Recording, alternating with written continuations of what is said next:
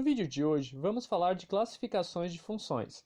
Quais as possíveis classificações que podemos aplicar nas funções? Podemos ter a função injetora, a função sobrejetora e a função bijetora. Vamos começar pela função injetora. A função injetora é uma função na qual o f de x1 tem que ser diferente do f de x2, ou seja, cada elemento do domínio tem seu elemento correspondente e exclusivo no contradomínio. Vejamos esse primeiro diagrama aqui. No domínio nós temos os elementos A, B, C e D, e no contradomínio os elementos E, F, G, H e I. O elemento A está ligado com o elemento E, o elemento B está ligado com o elemento F, o elemento C está ligado com o elemento G e o elemento D está ligado com o elemento H. Se observarmos atentamente, cada elemento do domínio está ligado com um elemento exclusivo no contradomínio. Não há duas setas sendo ligadas no mesmo elemento do contradomínio. Por conta disso, podemos classificar esse primeiro diagrama como uma função injetora. Vejamos agora o próximo diagrama. Temos no domínio os elementos A, B, C e D. E no contradomínio, os elementos E, F, G, H e I. O elemento A está ligado com o elemento E. O elemento B está ligado com o elemento F. O elemento C está ligado também com o elemento F. E o elemento D está ligado com o elemento I.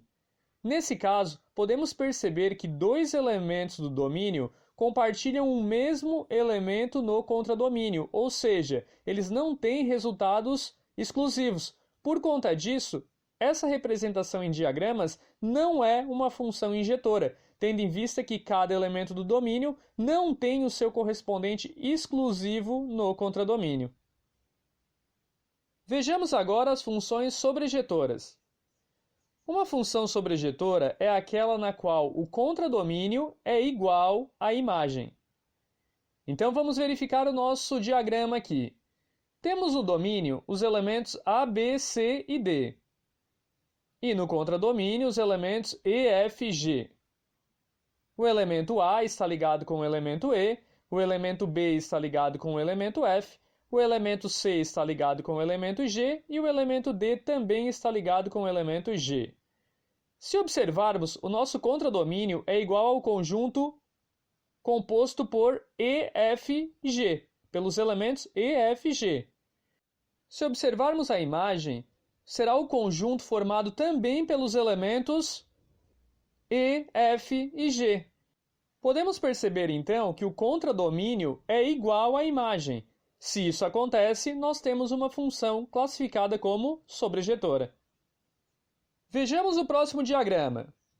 Temos como domínio os elementos A, B, C e D. E o contradomínio apenas o elemento E. Todos os elementos do domínio A, B, C e D estão ligados com o elemento E. Então, de certa forma, nós temos como contradomínio o conjunto formado pelo elemento E. Um conjunto unitário. E a imagem, o conjunto formado pelo elemento E também, outro conjunto unitário. Podemos perceber que o contradomínio é igual à imagem. Se isso acontece, nós temos uma função sobrejetora. Vejamos a próxima relação. Temos os diagramas aqui. O domínio composto por A, B, C e D. E o contradomínio composto por E, F, G, H e I. O elemento A está ligado com o elemento E, o elemento B está ligado com o elemento F, o elemento C está ligado com o elemento F e o elemento D está ligado com o elemento I. O conjunto do contradomínio é composto pelos elementos E, F, G, H e I. Já o conjunto imagem é composto pelos elementos E, F e I. Podemos perceber facilmente que o conjunto contradomínio é diferente do conjunto imagem, ou seja, não temos dois conjuntos com os mesmos elementos.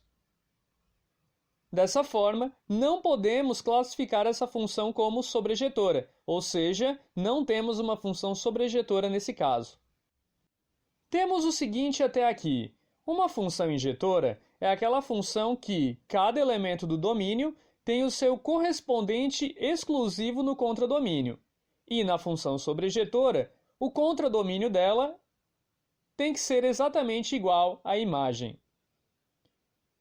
O próximo tópico que vamos observar é da função bijetora. O que muda da função bijetora para as funções injetoras e sobrejetoras que vimos até então? Na realidade, uma função bijetora é uma função que é injetora e sobrejetora ao mesmo tempo. Ou seja, para a função ser classificada como bijetora, ela tem que ser classificada como injetora e também como sobrejetora ao mesmo tempo. Vamos observar alguns diagramas aqui para efetuar a classificação. Vejamos esse primeiro diagrama. O nosso conjunto domínio é composto pelos elementos A, B, C, D e o contradomínio pelos elementos E, F, G, H, I. Podemos perceber que todos os elementos do domínio têm o seu elemento exclusivo no contradomínio, portanto, essa representação aqui é uma função injetora. Agora, se observarmos o contradomínio, temos elementos sobrando em relação ao conjunto imagem, ou seja, o conjunto contradomínio não é igual ao conjunto imagem. Dessa forma, essa função não é sobrejetora. Se ela é injetora, mas não é sobrejetora, então ela não recebe a classificação de bijetora, portanto, ela não é bijetora, pois para ser bijetora, ela deve ser injetora e sobrejetora ao mesmo tempo. Vejamos o próximo diagrama.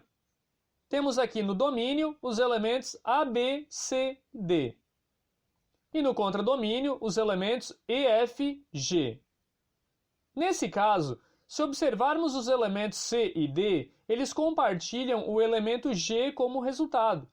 Ou seja, essa função não se classifica como injetora, portanto ela não é injetora.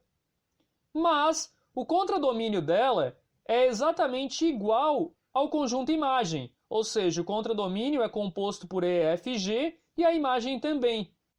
Dessa forma, ela é sobrejetora.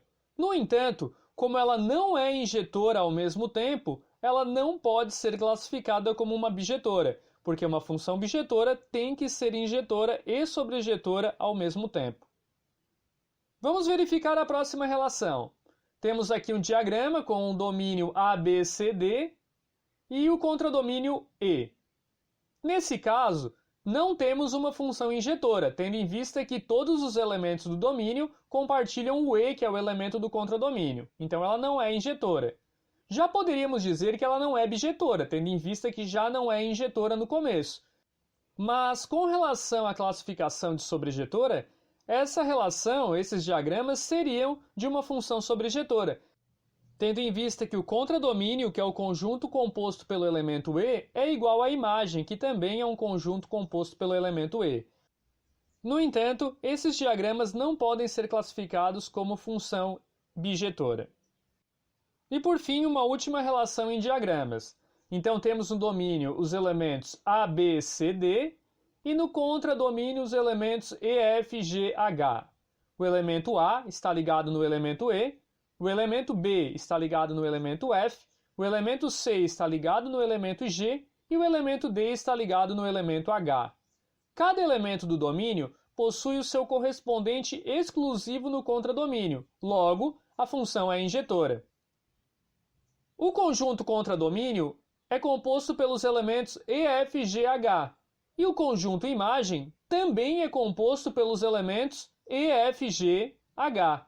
Portanto, a função é classificada como sobrejetora.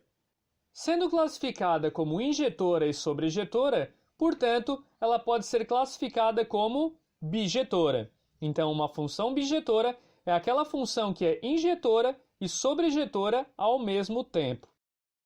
Esse foi nosso vídeo de classificações de funções, classificando elas como injetora, sobrejetora e bijetora. Espero que tenham gostado e até a próxima!